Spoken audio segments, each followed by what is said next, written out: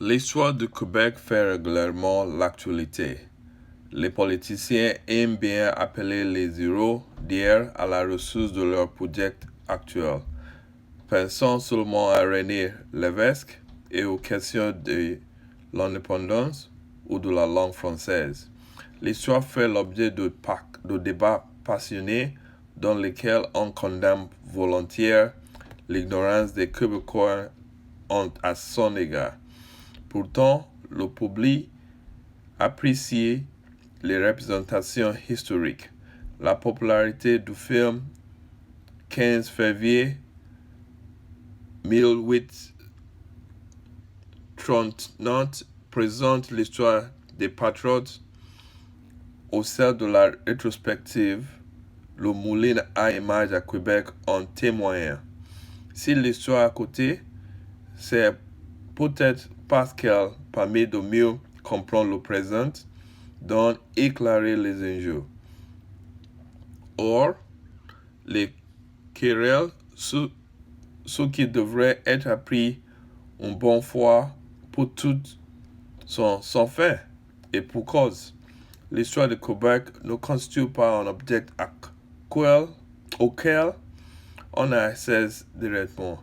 Il n'existe pas de rétroviseur qui permet de voir le passé.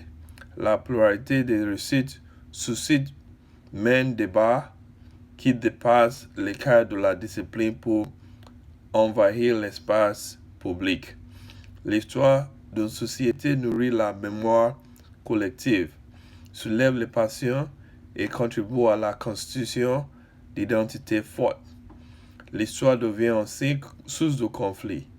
Elle est un objet de revendication et un objet de propagande. Les échanges seront d'autant plus vifs que l'histoire alimente le présent et oriente le projet pour l'avenir. Ainsi, la réponse à la question « Quelle histoire faut-il apprendre ?» n'est pas simple. Doit-on écrire l'unique récit de l'aventure historique des Québécois anciennement connus sous le nom de Canadiens français? Mais qu'au fait de l'histoire des Amérindiens, des Noirs en Nouvelle-France et de tous les autres membres de cette société qui ne se reconnaissent pas dans le peuple canadien-français? Doit-on alors présenter l'histoire des différents groupes composant la société, intégrés au fur et à mesure qu'ils apparaissent sur le territoire, les Écossais et les Anglais depuis la conquête, les Irlandais et les Juifs à partir du IXe siècle?